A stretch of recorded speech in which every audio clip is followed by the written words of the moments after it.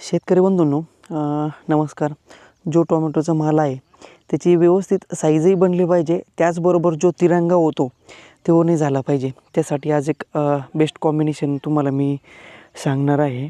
त्याआधी तुम्ही चॅनलला फॉलो जर नसेल केलेलं तर फॉलो करून घ्या. शेतकरी बंधूंनो, काय झालं आहे, सततचं पाऊस पडतो आहे आणि बऱ्याचशा प्लॉटला जे अन्नद्रव्य मिळालं पाहिजे ते मिळल्या जात नाही आहे. तर अशा वेळेला जे आहे का प्लॉटमध्ये मालाची साईज वगैरे बनते आहे, पण मग पाहिजे असं व्यवस्थित कलर येत नाही आहे. तर त्यासाठी साईज बनण्यासाठी आणि कलर येण्यासाठी आजचं कॉम्बिनेशन आहे. कॉम्बिनेशनमध्ये आपल्याला घ्यायचे आहे 0-60-20 1 एकर क्षेत्रासाठी आपल्याला एक साधारणपणे 5 किलोपर्यंत त्या ग्रेडला घ्यायचं आहे. आणि त्यामध्ये चिलिटेड झिंक लक्षात असून द्या, चिलिटेड झिंक घ्यायचं आहे आपल्याला एक साधारणपणे 500 ग्रॅमपर्यंत.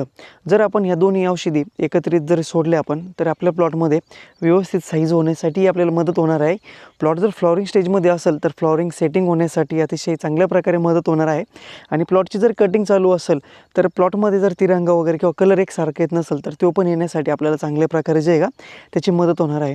पुढील व्हिडिओमध्ये आपण एक 2 ते 3 डोस सांगणार आहे तुम्हाला मी. ते जर फॉलो केले तर निश्चितच आपल्या प्लॉटमध्ये आणखीन जे आहे का तिरंगा कंट्रोल राहण्यासाठी आपल्याला मदत होणार आहे. शेतकरी बंधूंनो, सध्याचे जे दर चालू असल्यामुळे आपल्या प्लॉटला व्यवस्थित स्टेबल ठेवणं खूप गरजेचं आहे येणाऱ्या काळामध्ये.